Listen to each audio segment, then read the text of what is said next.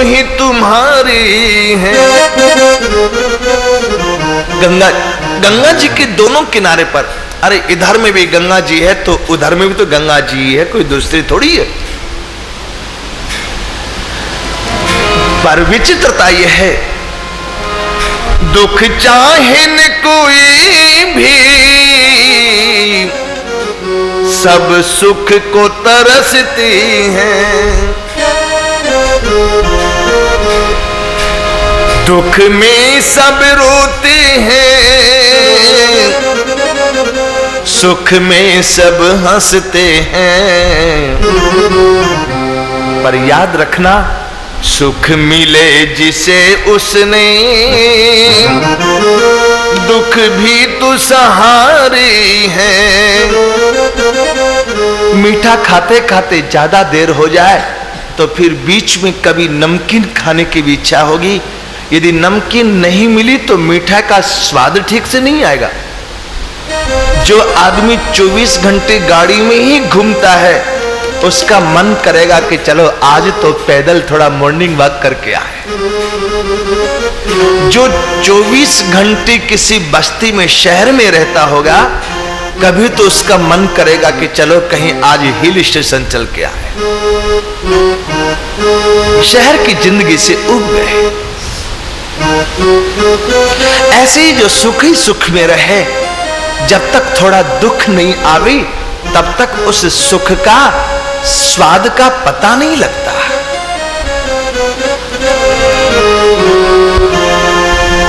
मैं कैसे कहूं मुझको ये दे दे या वो दे दे, फिर जो भी तेरी मर्जी हो, खुश हो के तू जो दे दे। मैंने तो तेरे आगे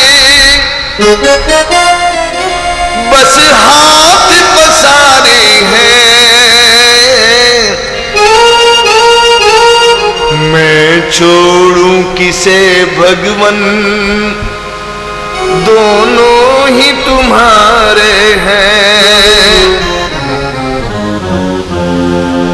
ऐसे ही श्री कामध्वज के जीवन में सुख दुख जो भी आता, उसको अपने प्रारब्ध का फल मान करके बड़ी मस्ती से भजन में लगे थे।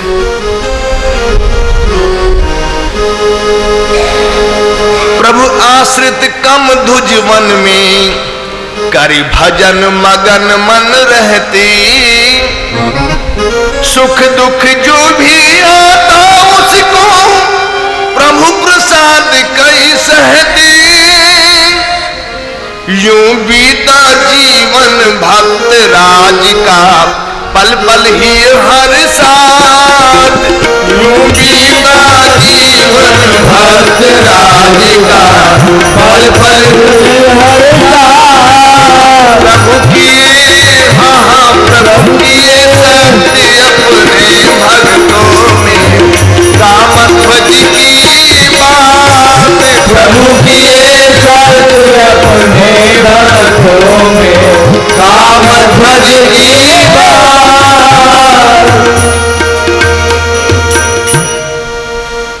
अब जिंदगी बीती, बड़े मोच में बीती।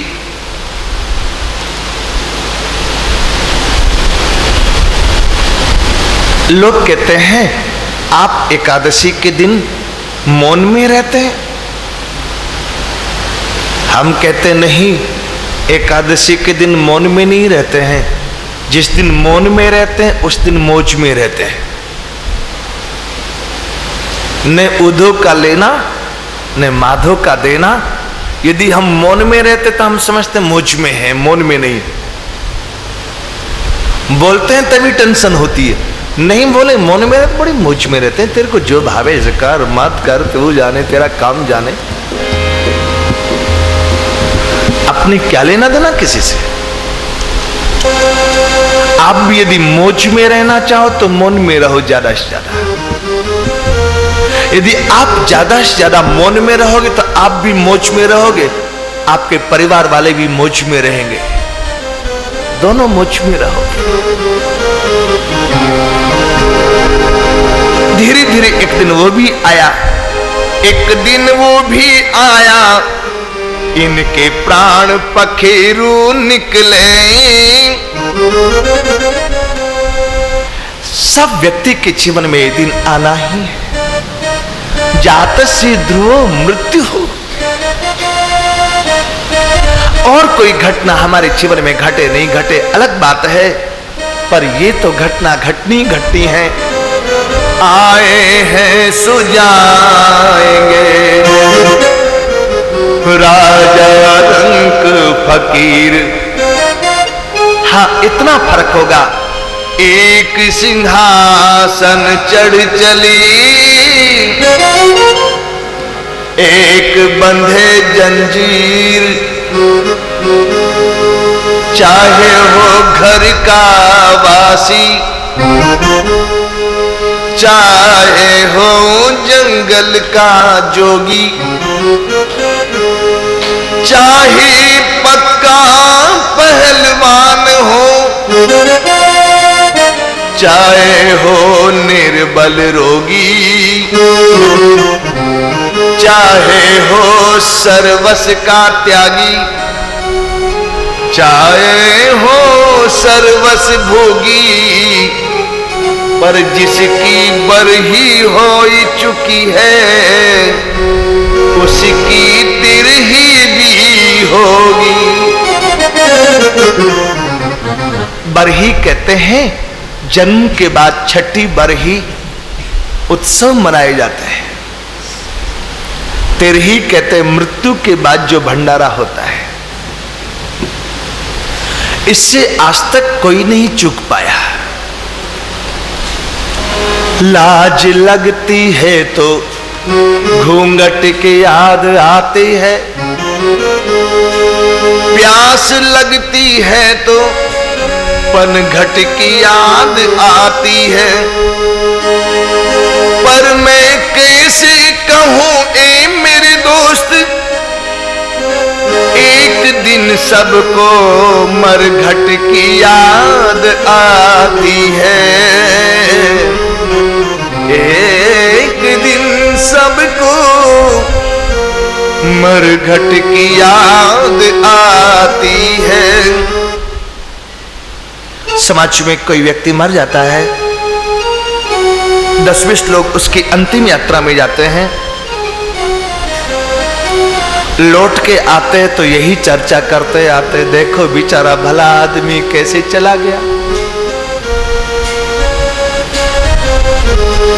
इस बार बद्रीनाथ की कथा में एक बड़ी अद्भुत घटना घटी। फरीदाबाद से 25 व्यक्तियों की एक टोली बद्रीनाथ के लिए चले। उन लोगों ने विचार किया कि गंगोत्री जाने में भी चढ़ना उतरना नहीं पड़ता है, तो चलो गंगोत्री पहले चले फिर बद्रीनाथ चले। रात में 8 बजे वो लोग गंगोत्री पहुंचे, 25 आदमी। मंदिर में दर्शन करके खाना पीना खा के 10 बजे सोए। उनमें से एक बूढ़ा व्यक्ति रात में 12 बजे तो जैसे आराम हो गया गंगोत्री में। जीवन भर फरीदाबाद में रहा और ऐसे समय में गंगोत्री में गंगा जी की गोद में जाकर के उसका प्राण निकला। लेकिन उसके परिवार वालों को धन्य कहेंगे हम। ऐसी घटना घटी, सब लोग परिवार की गंगोत्री नहीं आ सकते थे, इसलिए हरिद्वार, ऊपर वाले हरिद्वार गए। फरीदाबाद वालों को हरिद्वार बुलवाया, उसको हरिद्वार में अंतिम संस्कार किया और वहां से फिर बद्रीनाथ चले आए। ऐसी घटना घटने के बाद हमारे सामने में एक फोन आया, खबर आई, क्या करें ऐसी परिस्थिति हो गई। हमने कहा इससे बड़ा उस व्यक्ति का सौभाग्य नहीं हो सकता है। बैठे ठाले, कुछ बीमारी नहीं, कोई लेना नहीं देना नहीं, गंगोत्री में आकर के गंगा मां की गोद में उसका प्रारब्ध पूरा हुआ, ये उसका सौभाग्य है। और वो परिवार के लोग उसको वो अंतिम संस्कार करके फिर बद्रीनाथ चले आए। यदि संसार की बात सोचते तो यही सोचते कि लोग क्या कहेंगे, हमारे घर में तो ये घटना घट गई, हम बद्रीनाथ जा रहे हैं, लोग क्या कहेंगे। खाली लोग की तरफ ध्यान दिए होते तो उनका भक्ति जगत से संबंध कट गया होता। लोग जो कहेंगे कहेंगे, अरे ये बद्रीनाथ के दर्शन करने की इच्छा मन की मन में ले गया, इसके चक्कर में कहीं हमारी भी मन की मन में रह गई, बद्रीनाथ के दर्शन की तो क्या होगा, जो होगा देखा जाएगा, पहले दर्शन करके आओ, उसके बाद जो करना करते रहेंगे। ऐसे भी भक्त परिवार अभी हैं।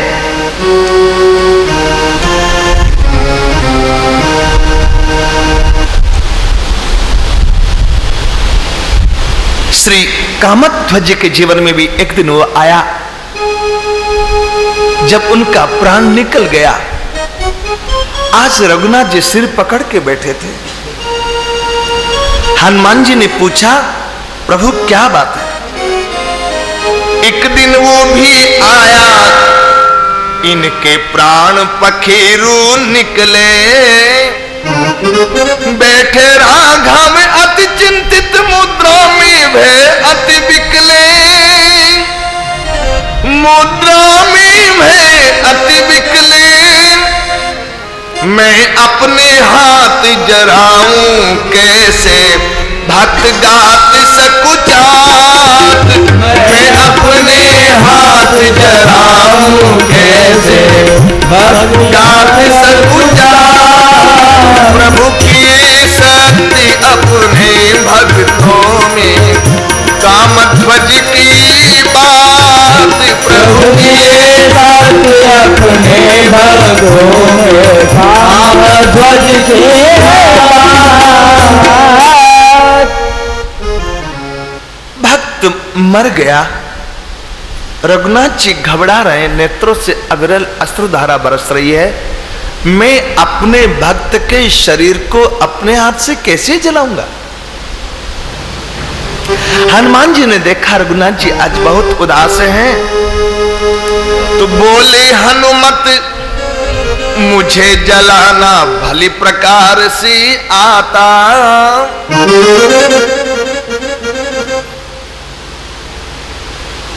कोई व्यक्ति किसी चीज की कोई ट्रेनिंग लेना चाहता है और ट्रेनिंग में भी कोई स्पेशल ट्रेनिंग लेना चाहता है तो विदेश से ट्रेनिंग लेकर के आता है।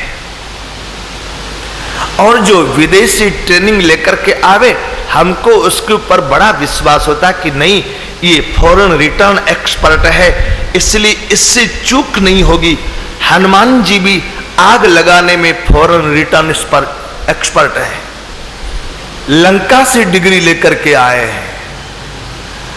हनुमान जी ने कहा कि आपको चिंता करने की कोई बात नहीं, इस काम के लिए मैं फॉरेन रिटर्न एक्सपर्ट हूं।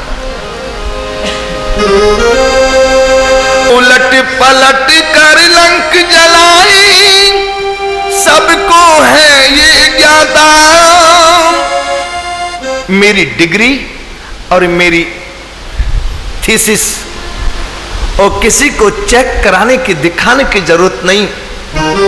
मेरी थीसिस दुनिया ने देखी है, मेरी डिग्री दुनिया जानती है, इसलिए आपको घबराने की जरूरत नहीं है अग्नि बीज तब रे अक्षर में, अहे शास्त्र विख्यात, है अग्नि बीज तब रे अक्षर में, अहे शास्त्र विख्यात, प्रभु की शक्ति अपने भक्तों में, कामध्वज की बात, प्रभु की शक्ति अपने भक्तों में, कामध्वज की बात।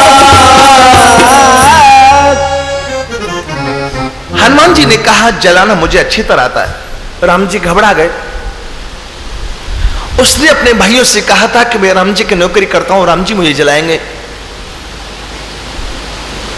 मैं नहीं जलाऊं तो उसकी बात झूठी होती है, जलाऊं तो मेरा दिल इसको स्वीकार नहीं करता। हनुमान जी ने कहा दोनों बात का सामंजस्य हो जाएगा, मैं जलाऊंगा, आपको जलाना नहीं पड़ेगा। भक्त ने कहा राम जी जलाएंगे, तो रकारो अग्नि बीजस्यात्, रकारो रामचंद्रस्यात्, मैं अग्नि संस्कार करूंगा। अग्नि रकार से प्रकट होती है। बंदऊ नाम राम रघुवर को,